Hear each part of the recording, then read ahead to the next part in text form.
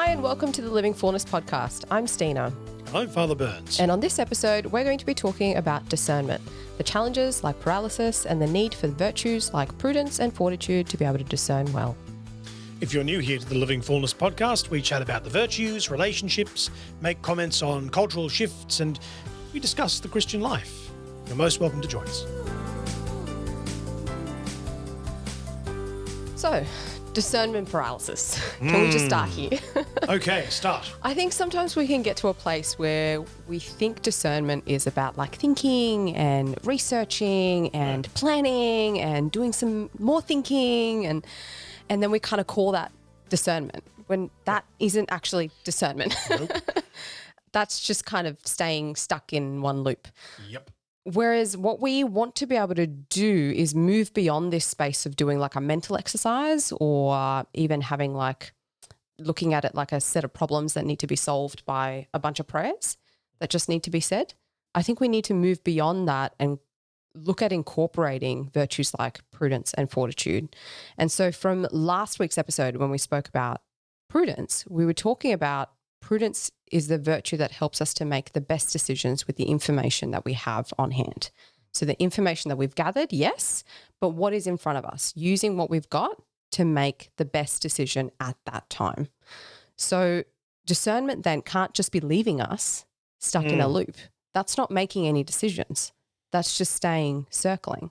So we have to look for what is the next reasonable step to be able to take forward from here.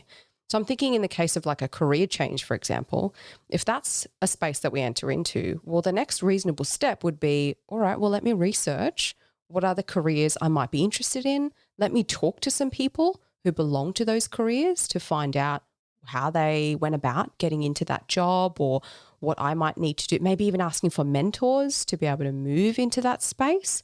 But we have to be making decisions that move in that same direction. Similarly, if we're being called to like religious life or being called to discern religious life, then we also need to go and speak with like vocations directors, like people like you need to go and speak with people or go and meet with different communities or people who belong to those communities and have conversations with them about what is this life like? What does it mean to be in this community? Or what would it mean? What even with, I imagine with yourself, part of the conversations would be, well, what would be the next steps I would take or could take? What could that look like? And similarly, also, if you're being called to discern marriage with someone, is to be able to say, okay, well, if I'm in this relationship that's healthy and good and we're looking at marriage, let's have those conversations. Have those conversations in marriage. If stuff's coming up that makes you feel uncomfortable, like in your own life, then maybe it's time to see a therapist. Maybe it's time to go, okay, there's some wounds here that need some healing. Maybe we can work through that by yourself or as a couple. Or maybe you've got questions about, or what would be the next steps in terms of my faith? Maybe that's part of the conversations you have with your priest or your pastor. Or I actually don't know what the practicalities of being married would look like. Like, do I have my finances in order? How would I go about getting a house? And where would we go and talk to some married couples? Like, go and meet with some people. But we've got to do all of this stuff. And for us to be able to take these next steps, we not only need prudence, but we need fortitude. We need courage to be able to take the next step. Absolutely. Absolutely. As you rightly point out, discernment isn't rumination. It's starting a conversation with God about how he wants us to be holy in this life, you know. And this conversation will always lead us to action. As I say again and again and again, discernment is never done in a vacuum. It doesn't happen in a vacuum. We need to take action as well. And as you rightly point out, therefore, I need prudence and I need fortitude. I often say to my those that I direct in the context of vocations direction, have you spoken to those who love you? Have you spoken to your mum and your dad? Have you spoken to, and sometimes the response is, they won't get it. That's okay. Maybe they won't. Maybe there's no practice, history of practice of the faith. That's okay. Go and talk to them anyway. They might just have some unique insight because they may not know anything about the faith, but they at least know you. So why not go and talk to them, you know? And that can be so helpful to get that counsel, to get that advice, and also from those who know the faith and as well. But it's important to go and talk to those who love you, who know you, and who are willing to tell you the truth. And also then to have that boldness, to have that courage, to have that fortitude to go, all right, I've got some information. Next, time to act. When we look to the great saints in the church, they didn't figure out their vocation just because, God got a megaphone and was like, I want you to go and be a nun. That when you think about St. Mary of the Cross, Australia's first saint, she didn't hear a booming voice telling her to go and start the Sisters of St. Joseph. He placed a passion on her heart for devotion, for community life, for poverty, and for education, and the desire to live these out radically, all of which spells religious life, and so Mary, with the help of spiritual directors, discovered that religious life was for her, and was bold enough then to step out and to make the decision to not just join an existing order somewhere overseas, but to actually start a local order here in Australia called the Sisters of St. Joseph. So she was bold enough to step out and to act, and with the prospect that maybe this will work, maybe it will not. But the only way that we're going to find out is by doing it, with the trust that whichever way it would go, God would be journeying with them all the same, and would help them to understand all of their experiences in the light of the gospel. I think it's also helpful to differentiate what we're talking about here with the gift of discerning spirits as well. Particularly if we look at the gift of discerning spirits, we're talking about a very special gift that's been given to some people to be able to very quickly determine whether this is something that's of God or not. And I think there's a clarity that comes from that. So what I want to bring in here, though, that although not all of us will have that particular special gift, we do all have the capacity to discern well and to look for that same clarity. And that clarity may come in smaller pieces. So sometimes that clarity just means looking for the next step that we have to take that makes sense, and then taking that next step and then watching to see if God will provide another step forward from there. Because ultimately, if it is the will if it's the path that God has for us and that's his will for us, he's going to create a path that's going to be clear cut for us to be able to walk. He's not going to create these ambiguous ways and make it harder for us to even know if this is what he wants for us. He's not going to do that. He's going to make it easy for us to see the next step forward. We may not see the whole picture. And that's certainly been my own experience when I think about the discernment to move back to Australia as an 18-year-old. When I look back then and I think of all the questions that I asked God, and there were so many, how can I move to the other side of the world as an 18-year-old? Like, what do I know? And if I'm going to go all the way over to the other side of the world to study, couldn't I go anywhere? Why would it be Australia? How am I going to financially manage? And so every time these questions would come up, I would just ask God, well, this is the question that I have now. Like, how do I do this? And then something would happen, or I'd speak to someone and someone would show me that there was a path to learn what the next step was. Like, okay, well, then we take one step forward. And it just kind of became one piece after another. And lo and behold, it was a very clear pathway back to Australia. Yeah. And it was the same experience in that I got clarity, but I didn't have the whole picture. I didn't understand the full piece when I first started asking those questions of, are you calling me back to Australia? I could only see the next step forward. But I think that should be enough for us. I don't think we need to know. I'm not saying it's not easy, and I'm not saying it's not terrifying to not know where you're heading. Yeah. But if we trust God and we trust that he's taking us to a place that is good for us, then I think the next step is all we need to know. That's right. That's right. We don't need to see 5 steps ahead. It's we have a trusting relationship with the Lord, which means we trust him. He'll show us the next step. But part of the journey is stepping out in trust despite not knowing the steps after that. As a vocations director, I have the unique task of journeying with men in particular as they discern a vocation to the priesthood. And in doing so, I often think about the manner in which my own vocations director was helped me when I was thinking about going into the seminary was Father Kennedy, or the now Bishop Kennedy. He met with me regularly. He encouraged me to speak about where I felt my discernment was at. And when I reached the point of going, maybe not, like, I feel like this could be a call that I need to go and investigate. And, I had this really outrageous experience where I'm like, yeah, this is it. But now I'm a little bit, and he was really helpful. Because he said, well, okay, you know how you deal with maybe? You act. Yeah, okay. Okay.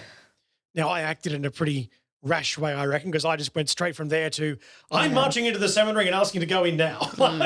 So the more I spoke to him, the more I prayed about the seminary, the more it became clear that I had to act. The advice that I had received said, yep, it's time. The prayer that I was doing was like, okay, this is the next step. I'm like, all right, you know what? Let's do this. Let's take this next step. I don't know where this goes. That's okay. It's okay not to know what happens next. And I knew that God was opening something up to me that was good and possible. And it was something that he was drawing my heart to. All right, let's give it a crack. Yeah. So action, so important. And that does take that advice, that prudence,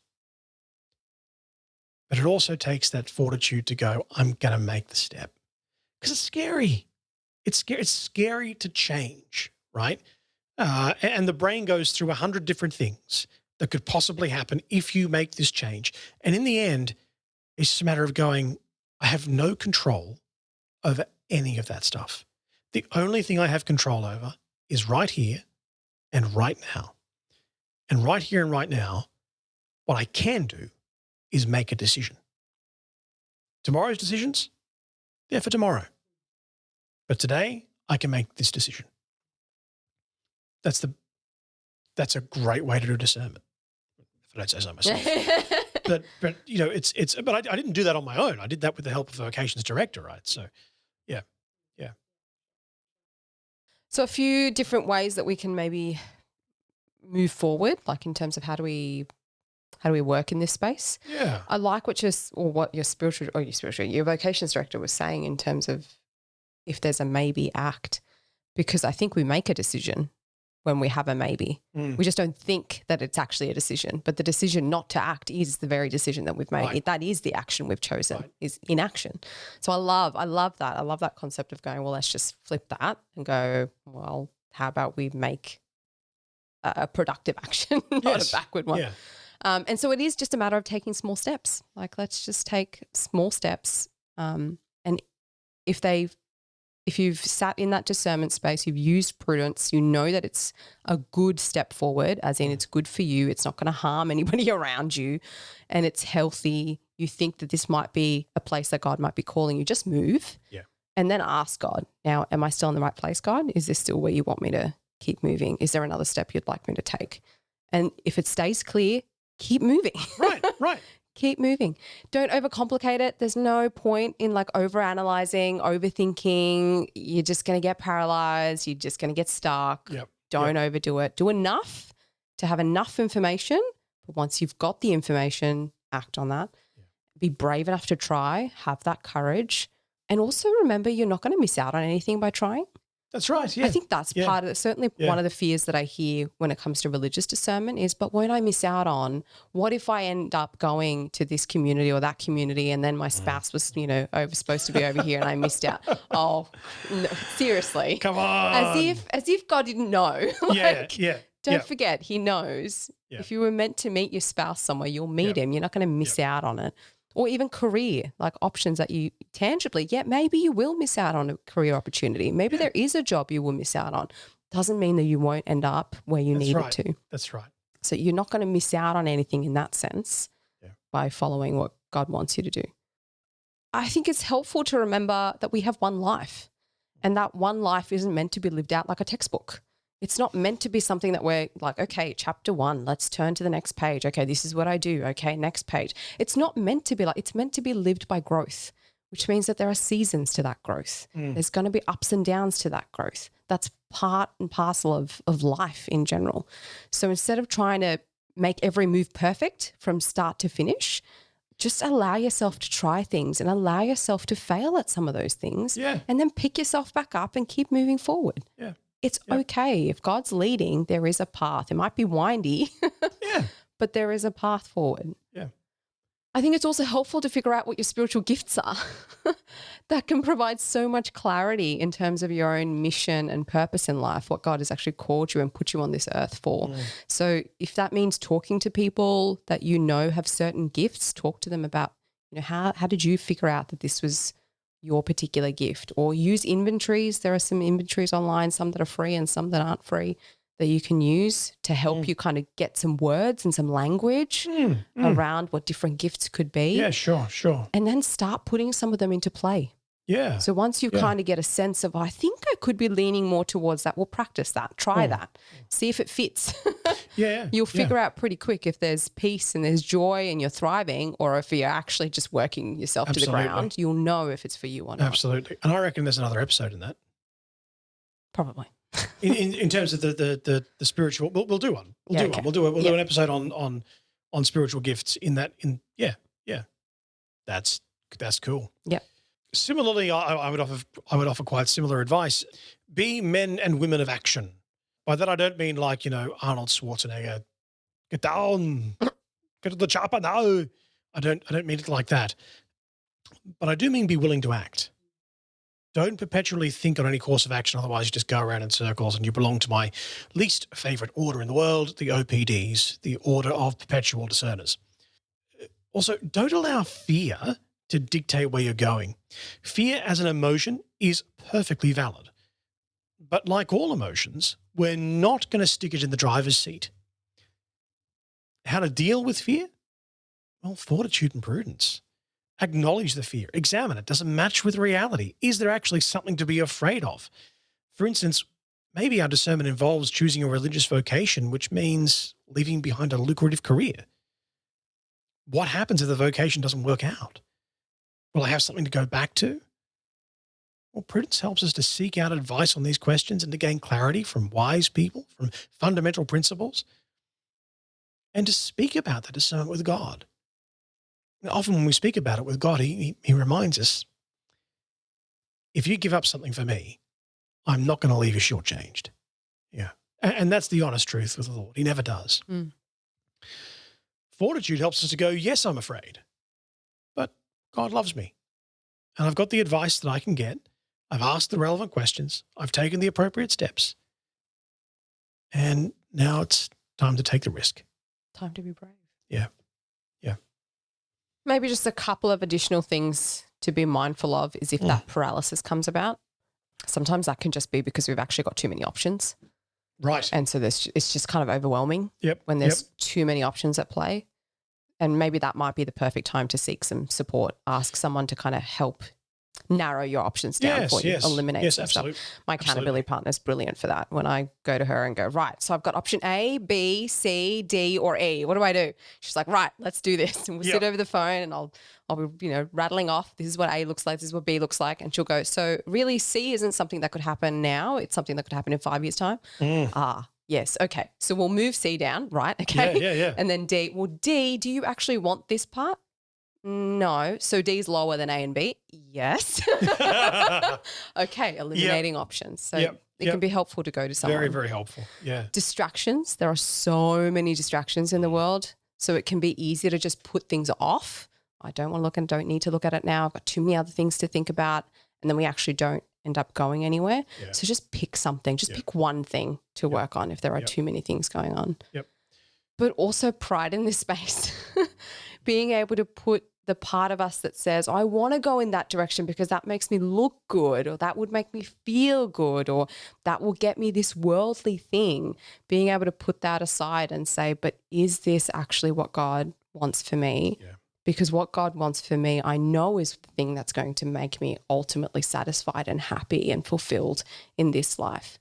And is this thing that I'm putting off discerning or not wanting to look at, is this the thing that God is calling me to love and honor and serve him, but also is going to serve the people around me? one of the hardest jobs that I have as a vocations director is to confront a candidate with what I see, and so if I see a man who's running away from something, he's not running towards something, he's running away from something. My job is to confront him with that and to say, everything that you're saying to me thus far tells me that you're not running towards the priesthood. You're not running towards the seminary. You're running away from something, and you're looking at the seminary as the place to find shelter. And that's a very confrontational space. And often the reaction is, no, I'm not. No, I'm not. And that's normally when I know, I've I think you just hit something. I've hit the button. Yeah. Hit a tender spot. And it's I think it's a combination of all three of the things you've just mentioned. It's the paralysis of, but what do I do? What else have I got to go on here? It's the distraction thing. It's, there's sort of, rather than face the reality, I want to distract myself with other things. And even the seminary and the priesthood itself, avoiding it. Yeah. And also sometimes the pride of being unwilling to see ourselves as we are. And look, we all go through those moments. And for men who are discerning their vocation, that can be a really challenging time. And to those men who've copped that, either from me or from another vocations director, can I tell you, don't lose hope. Don't lose hope. And I'm sure that's the message that certainly it's the message you would have gotten from me, but I'm sure it's the message you'd have gotten from other vocations directors as well, is don't lose hope. You will find what God wants you to do, but have that docility, like we spoke about in a couple of episodes ago. Have that docility to be taught by God, to listen to God, and not to run away from something, but to run towards what it is that you feel God drawing you to. So some takeaways. Firstly, discernment's never done in a vacuum. It needs prudence. It needs that connection with other people. And discernment must never be devoid of action. So it needs fortitude as well, that ability to step out, take a risk. Duc in altum, right? Cast out into the deep. But also, we need to be aware that there are sometimes some pitfalls that we might be falling into at times too, right? So where maybe we're just sort of ruminating rather than discerning, or maybe we're in decision paralysis. Maybe there's a bit of pride that's getting in the way of that discernment. Let's think about I think that's part of what we've tried to say here today is let's be aware of those pitfalls, and let's be aware that discernment is always discernment towards something and never a running away from something. Yeah. And so I guess one thing we might be able to practice this week then is to be able to name one of the spaces that maybe we're avoiding. Whether that be like a big vocational discernment or whether that be something a bit smaller. Yeah. But just naming one space that we're consistently putting aside for whatever reason, and then taking one decision, making one act to move towards some kind of clarity in that space. This is good. Okay. So, some upcoming stuff. If you're not already a member of our Patreon, please do consider jumping over to our Patreon page and subscribing to one of the tiers to be able to support this podcast being able to continue into the new year. You can sign up to any number of tiers. There's a few that's only like $5, and there's quite some of them that are much higher as well. So just depending on your own financial means. And we're putting some behind the scenes conversations and some extra bits into that space as well that you'll be able to gain access to. And you'll be helping us. See, we've got these new things here. These, I feel like I'm on a showroom. But we've got these things here, and they're arms. And we've only been able to do that because of your support. So please continue to give that support. If you're not yet a supporter, please consider joining up because it makes it so much easier for us when we have that financial backing to get the podcast done and get it done efficiently and get it done professionally. So, yeah. So before we end this episode, a truth, beauty, and goodness, Padre. Yes. Divine Renovation is written by Father James Mallon, and it's basically a program of working on a parish, and we're about to take our first steps into that, which is really very exciting. It's a bit scary, but scary good. Yeah. So we've discerned, and now we're stepping out. Cool. We're going to make some actions. So Cool. for St. Michael's Cathedral, watch this space. Yeah. Awesome. How about yourselves? For me, it's a resource from Blessed Is She. So for all the ladies who are listening, they've got some beautiful resources on their website that you can purchase downloadable packs for. So they've got like studies that you can do. They've got little like mini retreat guides that you can use. Cool. Some of them you can purchase as a hard copy if you're willing to wait for postage from the US. But alternatively, you can also purchase a PDF version. So I just did an online retreat with them recently on the virtues of Mary. And they've got an accompaniment one called Home that you can do as well. So highly recommend. Thanks so much for joining us for this week's episode of Living Fullness. We will catch you again next week. But until then, know of our love and prayers. God bless.